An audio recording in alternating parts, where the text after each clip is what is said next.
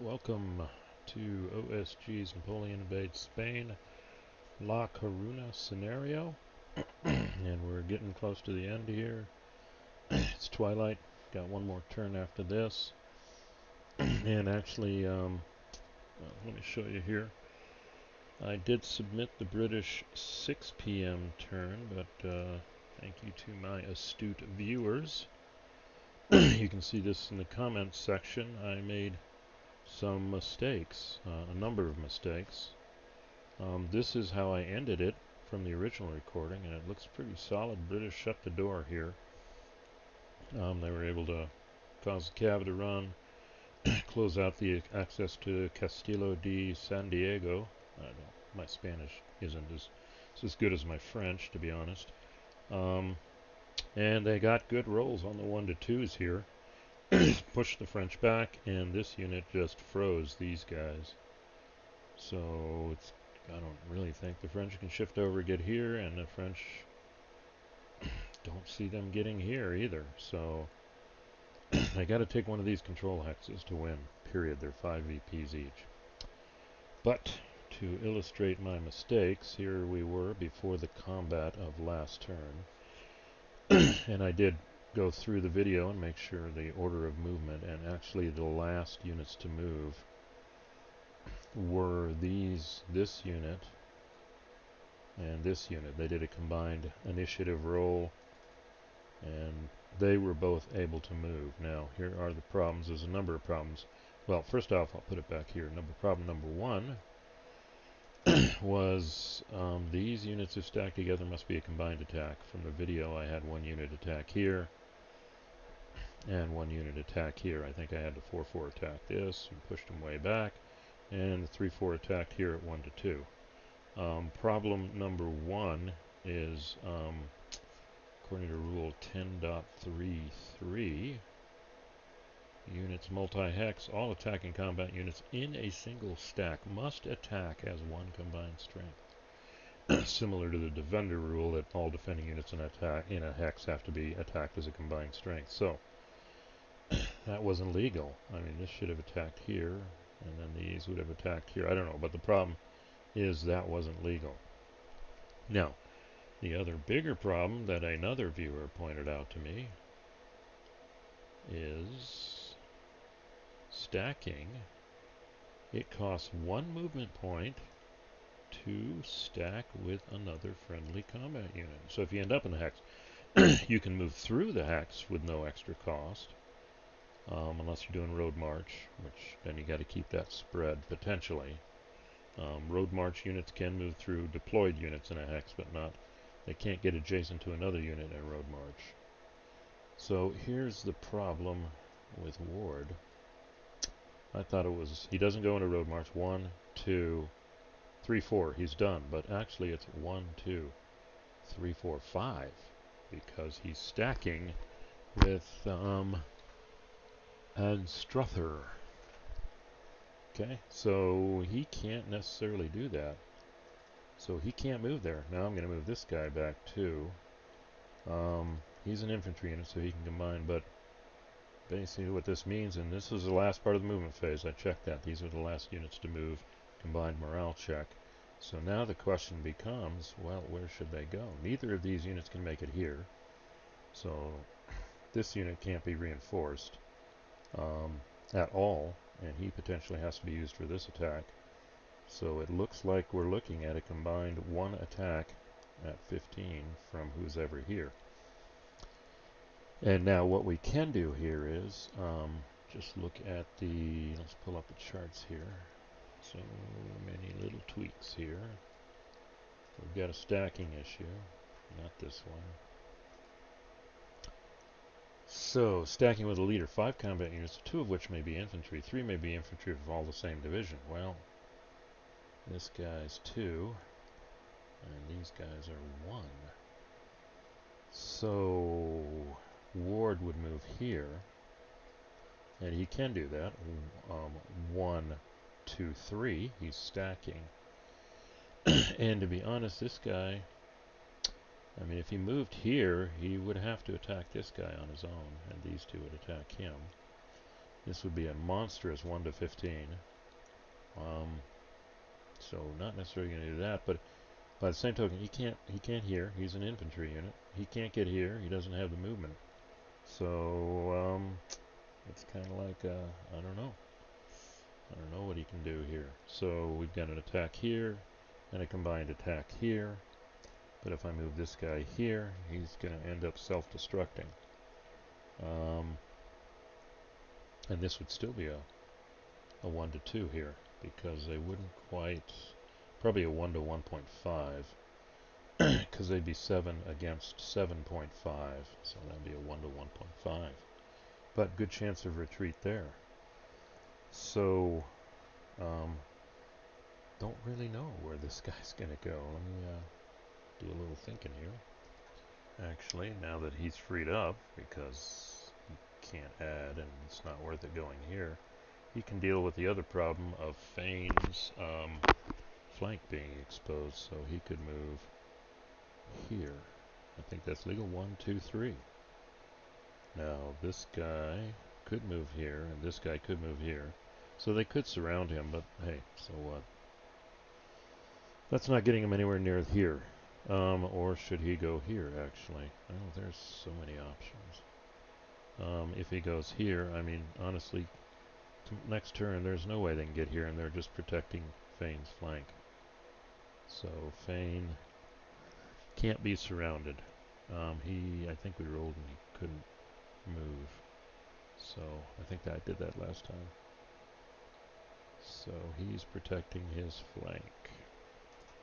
Yeah, it's not the ideal move, but this at least does prevent this stack now from, they have to do some circuitous route. They can't get in any position to attack Fane. They have now, they're maybe sacrificing themselves, since these guys can move in here, but then they have to attack here, across the stream. They're attacking across 2 streams, and this is in a city. I mean, this is messy. They don't have the horsepower for that. That's 6, that's 9, that's going to be 1 to 2. Yeah. It doesn't look like the greatest position, but it's okay. Now, the question is, yeah, I could move this guy here and do a 2 to 1. I never rolled for this guy and the other one. And they can move there. See, if I move there, I have to attack. They can move back here, but that's, well, maybe that's a good move too. But then that really exposes him, so we'll just let it ride for now. I'm not going to roll for him. The only real change, well, we do see the change is here they can't mass like they did before. So that would move us into the combat phase. And here's the other interesting thing I didn't realize. The French can do that. And I can pull up the rules, but, well, 10.2. This is a horse artillery unit. Now, normally a horse artillery unit could never withdraw before combat if there are any cavalry in the attacking force. But there are no cavalry in the attacking force, so they can withdraw. 10.2, let's check that out. Now, question is, why would I want to withdraw? Horse artillery, at the beginning of combat phase alone in an EZOC may conduct a 1-hex RBC. A lone horse artillery unit in an EZOC of a enemy cavalry unit can't do it. Well, they can do a 1-hex. Now, the other thing is, guess what? Enemy units may not advance into the vacated hex unless it's across a bridge. I don't know if that means trestle, but we don't have that case. So the Brits really wanted to get to here, and that would really shut the door here. But if this unit does decide to retreat, boom. So there's retreat before combat. So that changes this now to this guy attacking here and this guy. Oh my goodness. Holy smoke. So that changes everything. Now, and anybody watching, oh my, this is complex, but that's cool. That's cool. So by this unit retreating, this reshapes this guy to have to attack here. Because these two, can't do a combined attack against here because he's not adjacent to both of them. So he has to attack him, and then these two have to attack him. Awesome. So it's entirely possible they could. So I've got 2 attacks here. Now, you know, this is interesting. I have to think about it. I could apply the die rolls from last turn.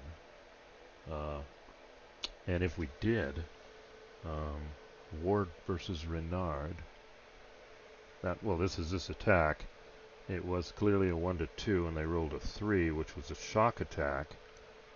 If I'm just keeping those die rolls, it was a shock attack, and I did roll this wrong, but I still got it right. The Brits got a 4, which gave them a +1, and the French got a 1, which gave them nothing.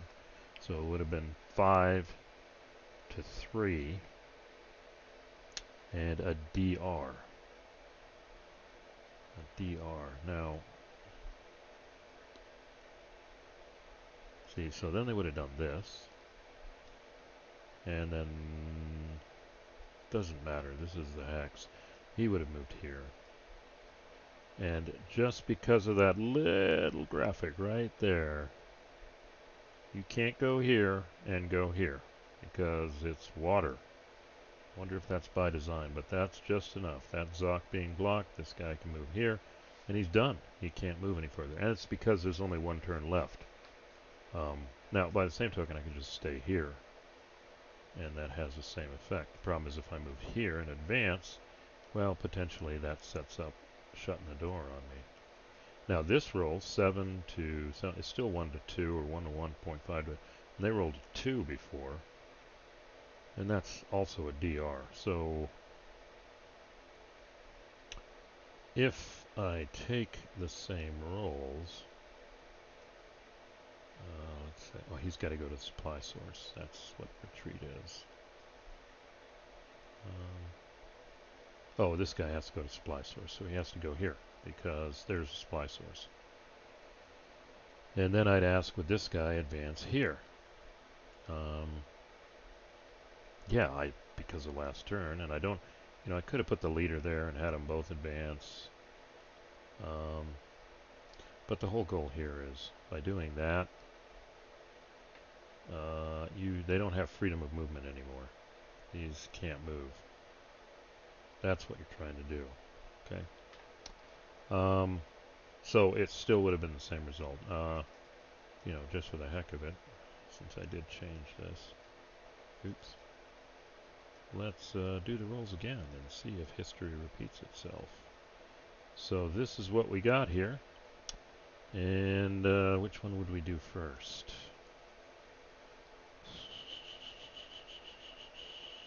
Well, let's see, 1 to 2. If I advance, I'm not going to advance. That's an exposed position.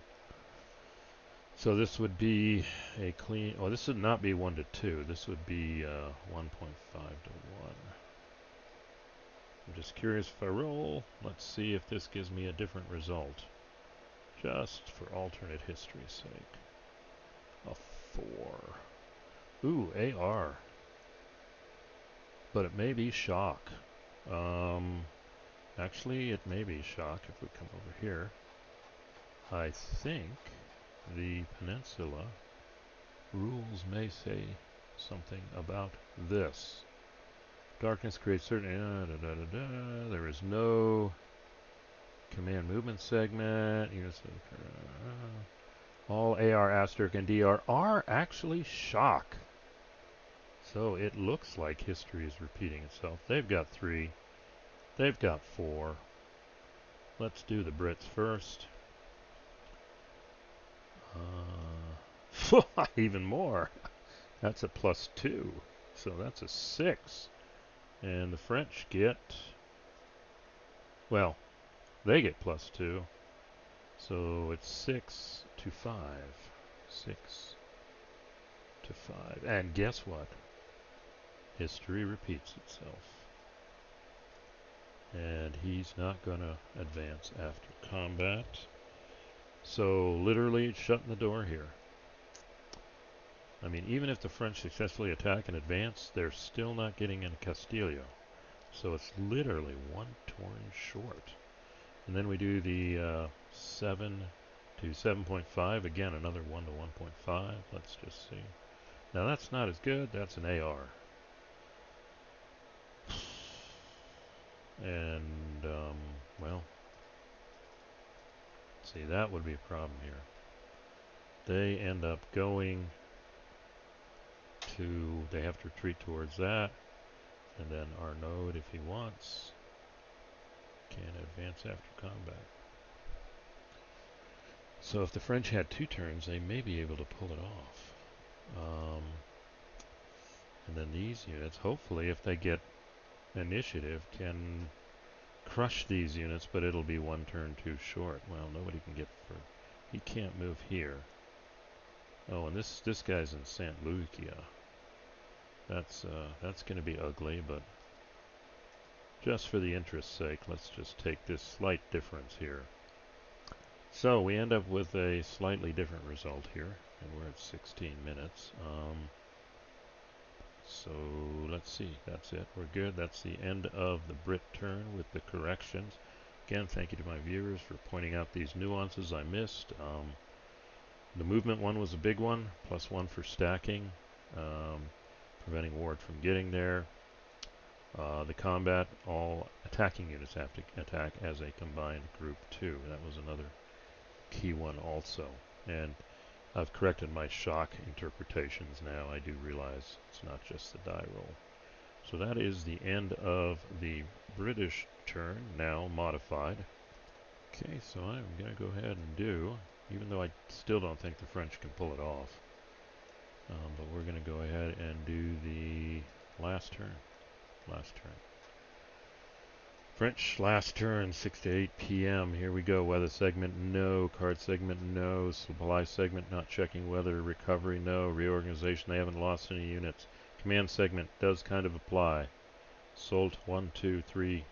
Well, let's see. 1, 2, 3, 4. But not this guy. And this applies for advance half. So there. And these guys are clearly out of 1, 2, 3, 4. They're not going anywhere. I mean, they're not capable of advance after combat. Okay. So that is the command segment, no initiative movement. So, I mean, no command movement segment. So now we go to the initiative movement segment and people roll dice. So, let's see who can move. Okay, the first unit I'm going to roll through for is Foy.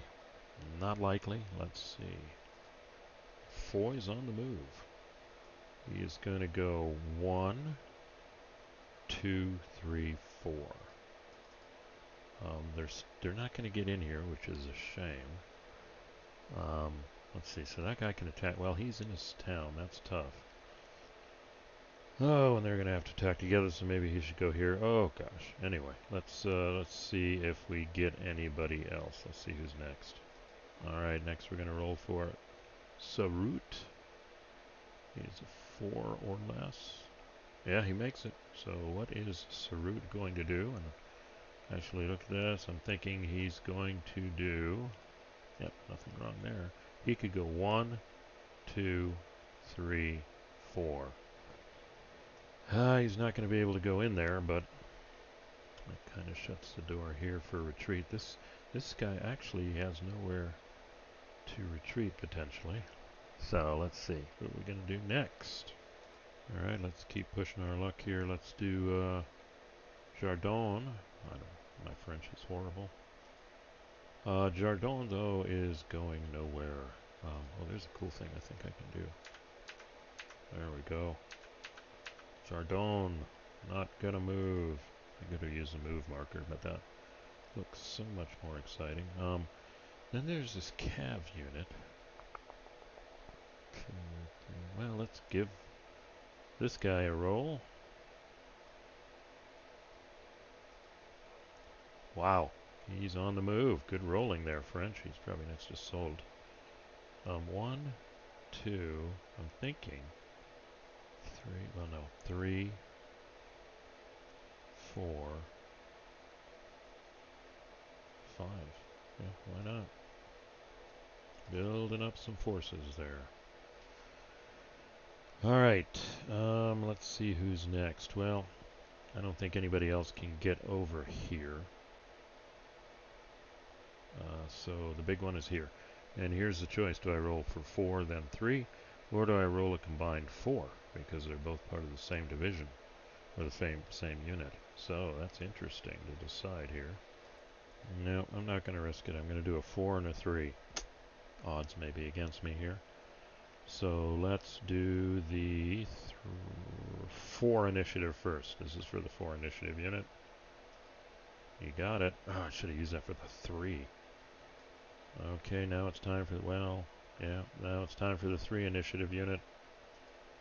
Oh, there we go. Looks like the vassal dice are stuck. So they have, wow. You know, if there was one more turn in the game, this would be the end. But there isn't, so. Alright, who are we going to roll for next? Let's see, we got a 3, a 2, and a 2, and I don't care about the artillery. A 3 and a 2. I'm going to do a combined for a 3. What do I have here? I think I just have more artillery, though. Yeah, artillery's kind of useless at this point. And if these guys can move, what can they... well, they can pounce on him and hope one of these guys can move, but then you have to attack that guy. Could put one guy here. 1, 2, 3, 4, 5. Nobody can get over here, so this unit... So, wait a minute. Let's roll this guy first. And see. I may put him in a bad position here. Let's see what happens.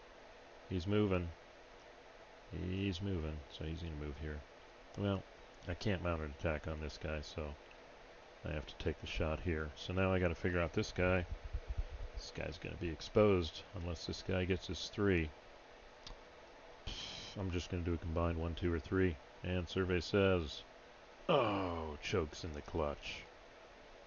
These guys have already moved. I'm going to do the mark move thing. There we go. This guy, that was nice, but let's get him back. Let's make him mark moved. Okay, so he's moved.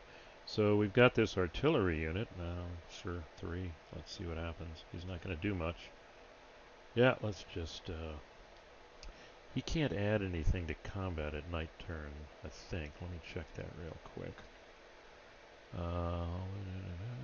Let's see, night turn. Artillery and heavy artillery may not bombard or contribute their strength to an adjacent attack. Done. Useless. I rolled a 2, so, you know, they can defend. Let's, hey, let's hang out with Soult here. Not that the French are going to attack. So that guy's moved. All these, this guy's moved. So the last guy, oh, I didn't roll for this guy. Well, I'll worry about that later. Let's see. So, ooh, this guy's out hanging in the breeze. Let's see if we can at least get the other guy there. No. Sorry. Well, this left flank of the French, right flank of the British is not pretty awesome. So they're solid there. So there we are. So now we come... oh, this guy. Let's see. 4. Nope, he can't move. All right. That's it. That's the French move. A powerful attack here. The question is, how are we going to do it? These two have to attack him, and these two have to attack him. And this attack must go first to leverage the surrounded in zones of control. Yeah, I don't think you can... well...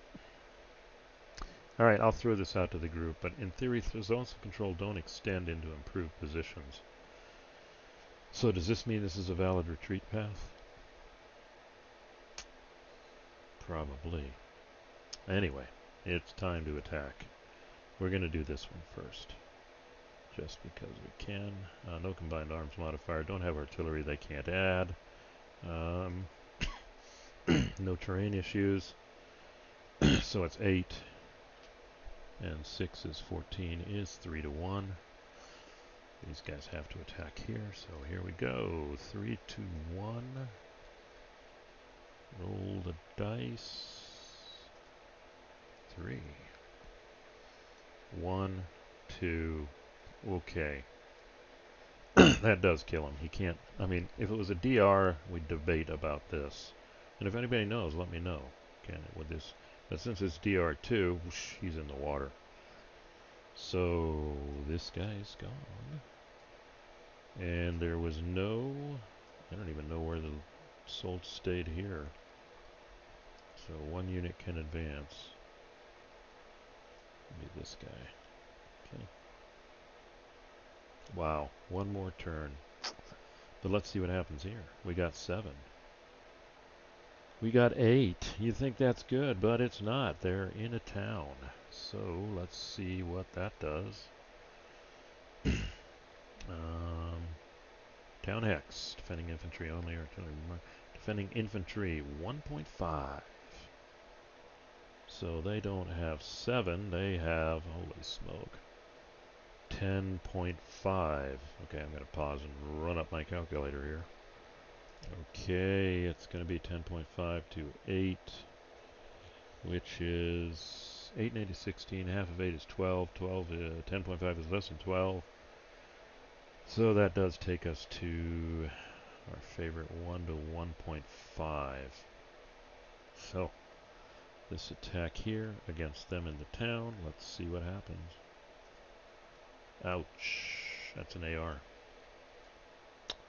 And, well, there's really no choice. They go here. Now, these guys could advance if they wanted, but then next turn they have to attack. And they could get killed. So they're not going to do that. Now, if there was one more turn, if we were playing the alternate one that gives the French one more turn, they have to, they don't have to counterattack here to retake this hex. They don't have to. They're in a town. It's across a stream. 7.5 to 7. It would have been a 1 point. It would have been a desperation attack. All right, and let's finish out here. He has to take both of them on, and I think they get most additive. Let's see. Well, see, one's not across the stream. Neither are across the stream. Convenient. That's 3 to a 5. 4.5. It's going to be 1 to 2.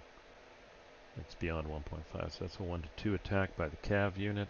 Let's see what happens. Roll the dice. Oh gosh. Run away, literally. Run as fast as you can. 1, 2, 3. I mean, that's not 3 away. Can't do that. You gotta be 3 away from the original hex.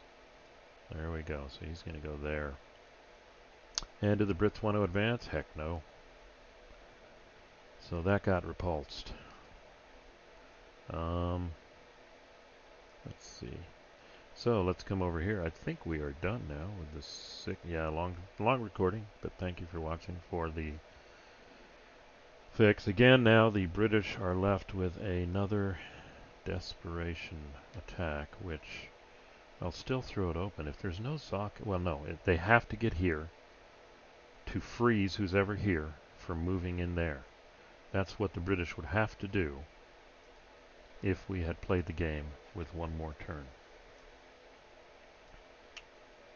Right there. But yeah, this is the alternate start, but we actually started here. So if there was one more turn, there would have been a desperation attack and then a French follow-on attack. But if they had been able to move here, they would have delayed them one more turn.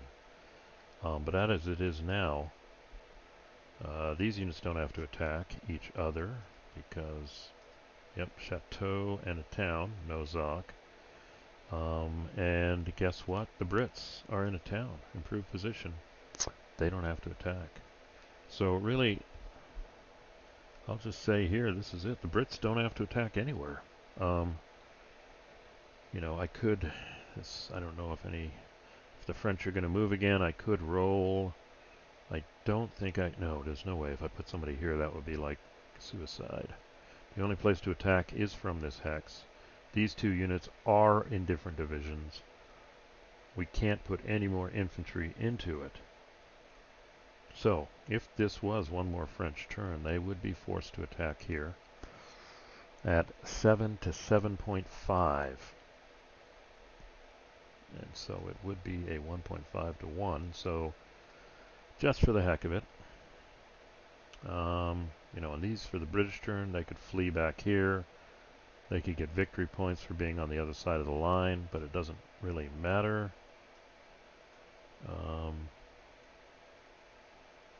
That's got to be full strength here. Let's look at, oh, that's a 2-4. Let's make sure these guys are, yeah. So basically 6 eliminated points of eliminated units. Well, we could say 7, which, let's do the victory points right here before we sum this one up. They only get 1 victory point for the difference here. So the French, and they get a victory point for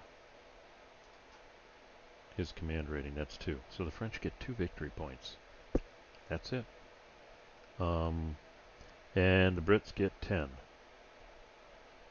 But if this had flipped, I wonder if there's a flip. Yeah. Then it would have been entirely different.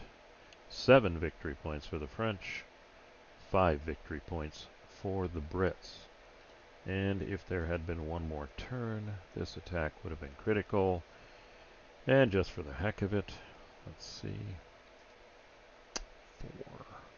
Nope. That would have been a shock. That would have been a shock at Twilight. And the Brits do have a 4, so let's just go ahead and play it out. The Brits get +1 for 5, and the French get 5 +1, I think. Yeah. So it would have been 5 to 4, 5 attacker, 4 defender. Huh? There you go. So even if we had played one more turn, well, yeah, let's see.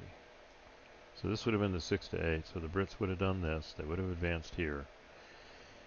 And then again, this prevents, what this does is it's kind of artificial, but, you know, nobody, well, because these units are in zone of control, they have to stay in attack. So that forces the French on their last turn to attack, and they close it off again, but nobody actually moves in Castillo. So, well, but if they hadn't got an ideal result, let's just say they pulled it by the skin of their teeth here, but if they had gotten an AR, well, they would have done something like this, they would have done something like this, and then the French last turn would have been that, and it's game over, dude. But we weren't playing the alternate scenario. So this is actually, this is the end of the game here. And the Brits do win, but it was close. It was close. All about here. All about here, and some rolls and some attacks and everything.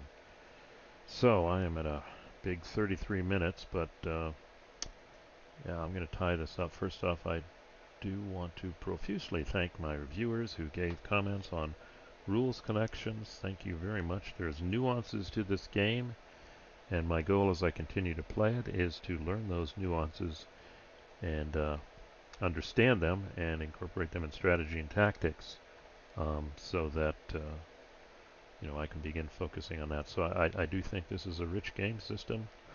Not, I know some people will say not perfect, not greatly realistic. You know, I mean, not super realistic. Let's say there are some things for playability that sacrifices have been made or compromises have been made, but it still does give you an idea of the historical battle, definitely, and it's very playable and enjoyable. And obviously, if you master this system, it opens up a vast number of battles too. So that's why I like investing time in understanding a system instead of just a one-off game. You know, I've played a few of those, and those are fun.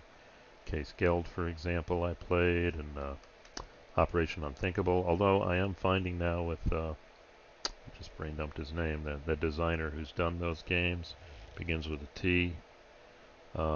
His rules are becoming more and more similar. Looking at Stalin's World War III, we see common rules that we saw in Case Geld, and we saw common rules, Tai Bomba, that's right. And we see common rules in Operation Unthinkable. Big one is that you can do combat and movement, or you can do movement and combat. And then this, you know, other things. So you are kind of learning a system with Tai Bomba.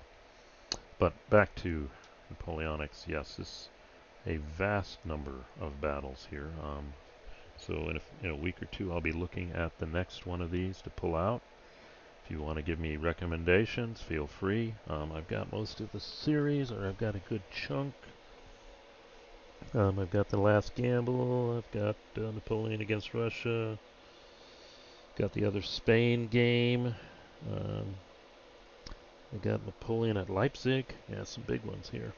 And I may start looking at some of these vassal models can kind of incorporate hidden movement and vedettes. So if I just do one turn a day, I can kind of conveniently forget what all the other ones are and maybe start looking at card play. But yeah, this has been a nice manageable battle, nice permutations, and I mean it really ironic that more kind of like history was ending up off the battlefield, and the French got close. They got real close, but not quite enough. And yeah, like I said, I'm starting to understand a little bit more the nuances of the game. May not necessarily be directly tied to realism, but that's okay. But when it comes to Napoleonics, I think I have Labatt original GDW Moskva. I also have the actual Labatt Quatre Bras. And I'm looking at the Viva la Emperor. I'm going to hopefully pick up those 3 games from Legion War games. So I'm expanding my Napoleonics. And then the computer side, I didn't really bring WDS more into that. I had too much going on, and it was more at the Labatt level.